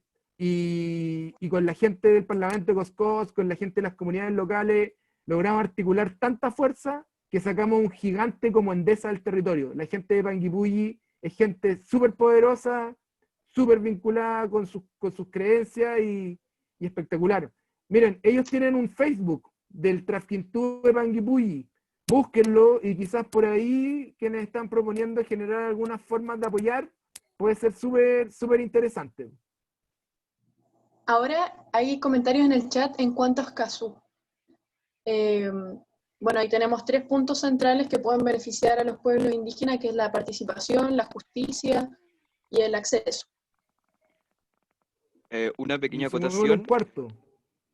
para Dale, Nico. Hernando, que si puedes también Sí. comentar un poco, aprovechando que van a tomar el tema de Escazú, comentar un poco del el 169 de la OIT y comentar sobre el tema de que le bajan el estándar, participación, que igual son como temas bien interesantes para hablar con Escazú, para tomárselo con Escazú.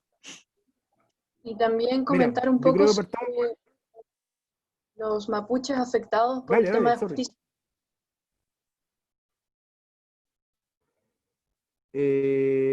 Ya, pues, vamos por partes. Partamos por Escazú. Vamos de lo general a lo particular. Escazú, como ustedes deben saber, y ya lo deben haber escuchado en otras sesiones de esta escuela, durante el gobierno de Bachelet, Chile fue uno de las puntas de lanza para la creación de Escazú. Llega Piñera y nos fuimos a la B, no lo suscriben, no votan no lo ratifican, y ahí estamos en la lista negra de los países ambientales del mundo. Escazú es un avance en todos los temas que plantean, principalmente para establecer medidas, hacer frente al cambio climático, pero creo que un elemento clave que tiene relación con los pueblos indígenas es el reconocimiento de la condición de defensores del medio ambiente, porque la condición de defensores del medio ambiente en muchos territorios se ha traducido en persecución, se ha traducido en homicidio. Latinoamérica, América Latina en general, desde Centroamérica hasta acá, es el continente más para ser defensor de derechos humanos en el mundo. De hecho, hay una institución que se llama Global Witness, que todos los años realiza un informe mundial sobre la situación de derechos humanos. Y el continente donde más muere gente, donde más murió gente entre julio de 2019 y julio de 2020 por defender la tierra, es América Latina. Entonces, Escazú es una herramienta que también busca hacer frente a eso, busca reconocer el estatus de los defensores de derechos humanos y busca generar también un impulso a los gobiernos para avanzar en un conjunto de normativas que permitan asegurar que los defensores, quienes trabajan y trabajamos por la defensa de la tierra, lo podamos hacer tranquilos y sin tener temor. Chile, existe el caso de Macarena Valdés, que es súper complejo, y menos mal que no se ha metido tanto todavía el tema de los homicidios, secuestros, desapariciones de los defensores. En Guatemala desaparecen, mueren cerca de 2 defensores al mes. Entonces hay situaciones. En Colombia es una locura. En el periodo que les decía, entre julio del 2019 y julio del 2020, fallecieron 61 personas que realizaban labores de la defensa de la naturaleza. Entonces creo que un aporte de Escazú también es ese, más allá de todo el tema relativo a los modelos de producción, a la definición en relación al cambio climático y todos los demás elementos. Ahora, el Convenio 169 es un tratado internacional del año 1989, o sea, en el año 1989 el Convenio 169 era un último modelo que avanzaba hacia el reconocimiento de derechos, reconocimiento de algunos espacios de autonomía, el derecho a la consulta indígena, el derecho a las tierras y territorios. Chile lo ratificó recién el año 2009, o sea, 20 años después. El último modelo, cuando Chile lo ratificó, ya no era último modelo. De hecho, el último modelo que siguió después es del año 2007, que es la Declaración de Pueblos Indígenas de las Naciones Unidas, que Chile votó de manera favorable y que reconoce el derecho a la libre determinación, reconoce el derecho a los territorios de los pueblos indígenas, el derecho sobre los recursos naturales, el derecho al consentimiento. Pese a eso, el convenio 169 igual está más avanzado que la ley indígena, reconoce más derechos, reconoce, a diferencia de la ley indígena, que como les explicaba, solo reconoce las tierras fundadas en título, o sea, de propiedad legal. El convenio 169 reconoce las tierras provenientes del uso tradicional, le dice a los estados, ustedes tienen que buscar herramientas para resolver las situaciones de reivindicación sobre las tierras ancestrales de los pueblos indígenas, reconoce el concepto de territorio, que la ley indígena no lo reconoce. El territorio es el conjunto de elementos que forman parte de los hábitats donde viven los pueblos indígenas. O sea, no solo la tierra, no solo el campo, el río, el bosque, lo que está abajo, lo que está arriba, la biodiversidad. Se reconoce un concepto, un complejo de elementos que forman un conjunto que denominamos territorio. En cambio, ¿qué es lo que hace la ley chilena? La ley chilena te tira el agua al código de agua, te tira la minería al código de minería, te tira la tierra al código civil, te tira el bosque a la ley de bosque nativo o al decreto de ley 701, te tira la energía geotérmica a la ley de energía geotérmica. O sea, hace una atomización de los elementos que forman parte del territorio. Entonces, lo que hace el convenio 169, este auto último modelo del año 89, es volver a generar una conjunción de estos elementos, y que el convenio, la Declaración de Derechos de Pueblos Indígenas del año 2007 es mucho más categórico, reconociendo la importancia del territorio, la propiedad de los recursos naturales, ese concepto, que forman parte del territorio de los pueblos indígenas. Entonces, el convenio es una herramienta que ha avanzado, que establece estándares más altos de los que tiene nuestra legislación, pero que, como todos los tratados internacionales de derechos humanos, son absolutamente perfectibles y que pueden ir avanzando hacia reconocimientos más amplios, porque un principio básico de los derechos humanos es el principio de la progresividad. Los derechos humanos entienden que los seres humanos somos una especie que evoluciona, y que cada día podemos ir avanzando más aún en el espectro de reconocimiento de derechos. Entonces, lo que hoy no está reconocido, mañana puede llegar a serlo, y pasado mañana más aún. Ahora, yendo a la pregunta de la ICI, en particular, el convenio 169 en este momento se está debatiendo, porque las personas mapuche que han sido perseguidas criminalmente por participar en actos de reivindicación de derechos y que están recluidas en los centros de cumplimiento penitenciario del Estado de Chile, en las cárceles, están exigiendo que, tal como establece el convenio 169, se reconozcan sus prácticas culturales desde el sistema penitenciario. El convenio 169, en su artículo 10, establece que al momento de aplicarse sanciones deberán buscarse formas distintas al encarcelamiento. Se establece en su artículo 8 que al momento de la aplicación de justicia deberá tenerse en consideración su costumbre. Entonces, son normas que el Estado de Chile no ha aplicado y que llevaron a que desde el día 4 de mayo 9 personas pertenecientes al pueblo mapuche iniciaron un proceso de huelga de hambre para exigir que estas normas fueran aplicadas en la perspectiva penitenciaria. El Machi Celestino Córdoba llegó a un acuerdo con el Estado, con el gobierno de Chile a través del Ministerio de Justicia, para avanzar en la implementación de algunas de esas materias desde la perspectiva penitenciaria. Pero la gente de Angol estaba exigiendo que fuera más explícito, y desgraciadamente el gobierno no tuvo disponibilidad al diálogo para poder establecer esos compromisos, y desgraciadamente, producto de la falta de respuesta efectiva del gobierno, hoy, en un acto de valorización de la vida, los 8 presos políticos de la cárcel de Angol decidieron terminar la huelga de hambre, porque si no se iban a morir, y no servían de nada muertos. Ellos estaban poniendo un tema sobre el debate, que avanzó, sí, pero no avanzó como todos esperaban.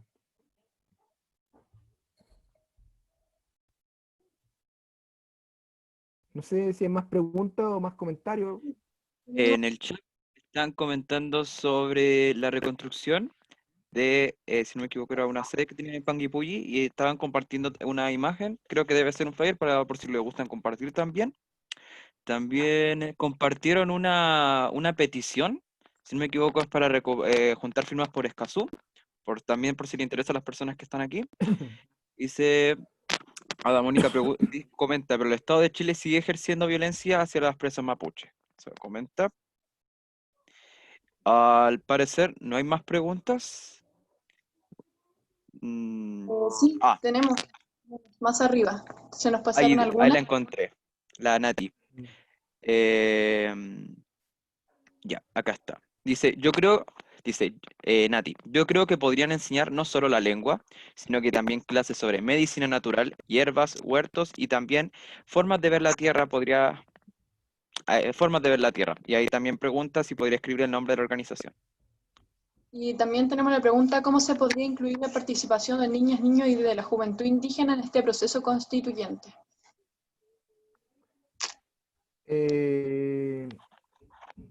Respondiendo a la primera pregunta, completamente de acuerdo, y creo que el trabajo que hace la gente de Feria Walloon y de Trasquintúe va en esa línea, compartir saberes, además de la lengua, compartir saberes del quehacer diario, de cómo trabajar en la huerta, de cómo relacionarse con las montañas, con los ríos. Creo que en serio busquen el tema de Walloon principalmente porque la experiencia de la gente que va a Walloon a trabajar como voluntario siempre es buenísima, de conocer un espacio territorial maravilloso en medio de la cordillera y conocer gente que efectivamente está construyendo un mundo distinto y mejor. Ahora, en relación al tema de la participación de los niños y niñas indígenas, creo que es clave. Creo que en el caso de los niños mapuche, ellos han sido víctimas de violencia sistemáticamente a través de mucho tiempo. Y es necesario que quienes los representen también lleven esos mensajes, también lo representen. Ahora está todo este tema del debate en relación a la edad de participación, primero para la elección primero para participar en el plebiscito. Acuérdense que un tema que se relevó en un comienzo era que las cabras y cabros de más de 16 años pudieran votar en el plebiscito, tema que al final la clase política en su acuerdo de diciembre ni lo consideró. O sea, entendieron de plano que los niños, que los jóvenes y las jóvenes no tenían derecho a participar. Pero creo que tenemos que ir avanzando hacia eso, creo que tenemos que ir entendiendo que en el contexto actual los niños y niñas de 16 años ya van teniendo convicciones y que tienen que irlas representando de alguna forma. Ahí tenemos que ver cómo se van transfiriendo a través de sus órganos de representación. Eso. Nos quedan dos cosas que están en el chat importantes. Al tiro las estoy buscando, estaban un poco más arriba. Dice, de Enrique Narate Maru Carrasco, Autos para Todos. En Aotearoa, el río Wanganui, fue reconocido como una persona legal y si alguien abusa o perjudica al río, debe enfrentarse a la ley como si estuviese dañando a cualquier otra persona. Eso en relación a considerar la naturaleza como un ser y sujeto de derecho. Hay 3 ríos en el mundo que están reconocidos como sujetos de derecho. El que refiere ahí la compañera de Rapa Nui, el río Ganges de la India, y un río en Colombia que en este momento no me acuerdo su nombre, pero que también fue reconocido por la Corte Constitucional Colombiana como un sujeto de derecho. Y desde esa perspectiva, su explotación no es libre a las personas, sino que tienen que considerarse su integridad, tienen que considerarse elementos que si se contamina se genera una afectación a los derechos y eso sería un delito. Entonces, creo que el ejemplo que da la compañera es súper relevante, por ir reconociendo, va dentro de esta lógica, pues, de cambiar del concepto de recursos naturales al de bienes comunes y que son sujetos de derecho.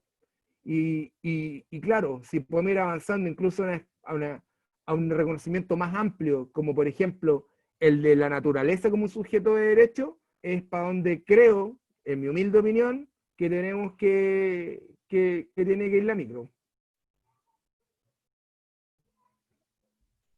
Por último, nos dicen cómo deberíamos dirigirnos hacia las poblaciones hacia las poblaciones vulnerables y cómo generamos este cambio cultural.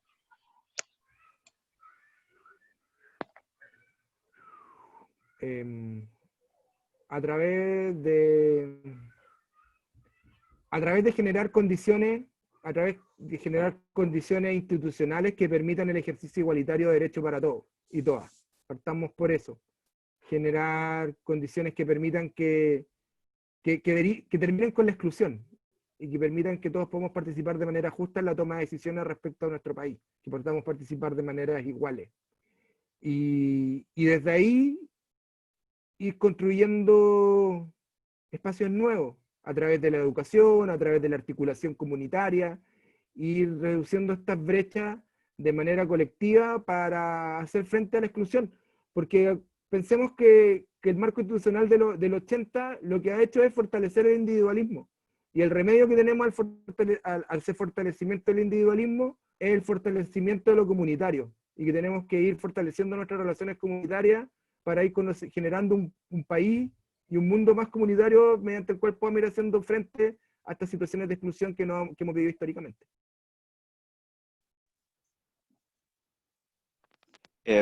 Ahí Natalie pregunta cómo encontrar más info de Wallen. Walun, 200. Ahí acá, ahí Roberto, que es temuquense, me enteré delante, ya mandó el link de Feria Walun. Buena, genial.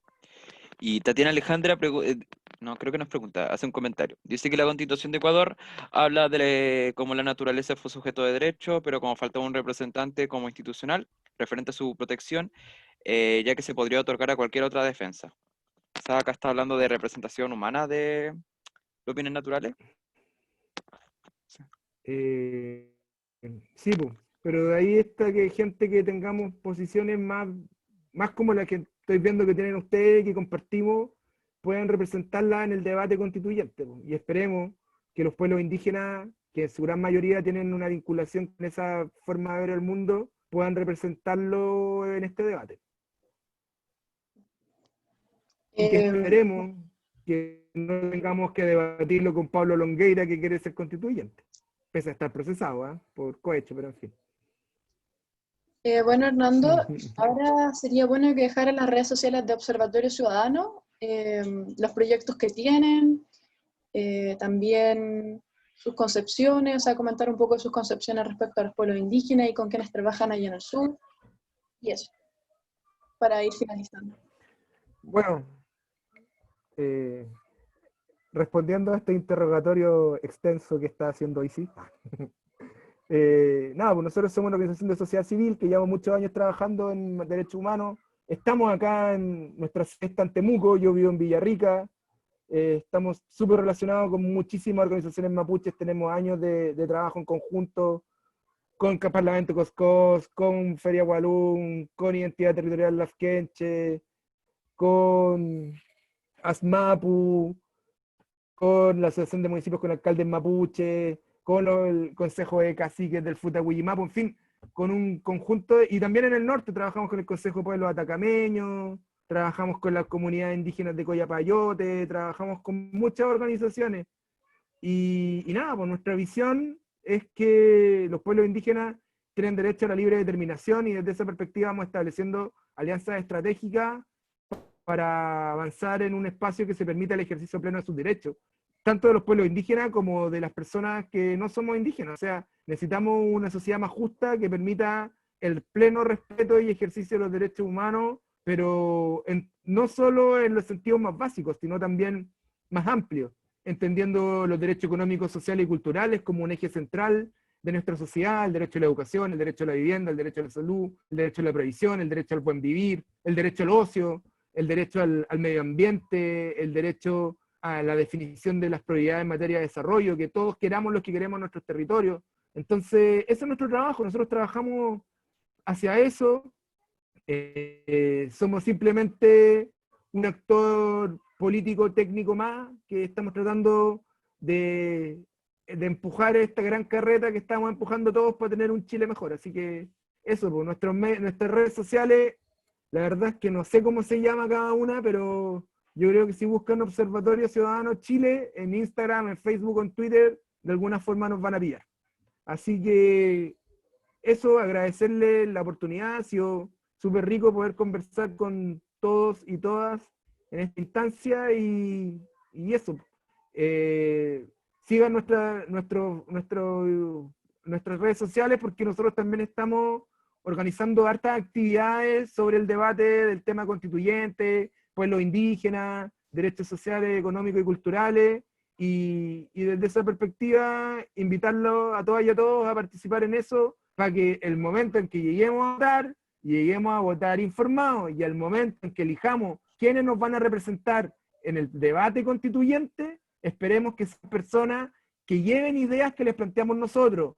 No votemos por personas, votemos por proyectos. Incidamos en los proyectos de quienes vayan a la convención, para que al final sea un reflejo de lo que nosotros queremos y no de lo que los partidos políticos están estableciendo. Así que un gran abrazo a todas y todos desde acá del sur de Chile, donde ya el frío no está tan fuerte y la lluvia tampoco, pero acá estamos. Un gran abrazo.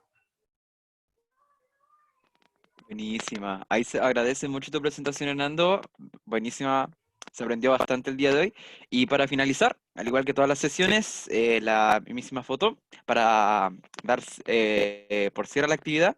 Por si gustan prender sus cámaras, mostrar sus carteles con sus consignas, eh, mostrar sus caritas ahí para cerrar así y dejar el registro de esta buenísima noche, esta buenísima sesión. Esperemos un poquito para ver quiénes quieran prender su camarita. Tan, tan, tan. Buenísima.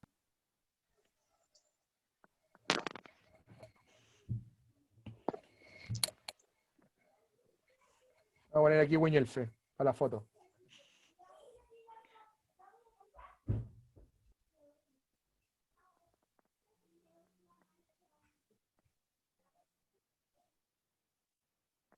Ahí. Tranqui, Soraya, igual vamos a tomarle fotito a los que solo tienen nombre.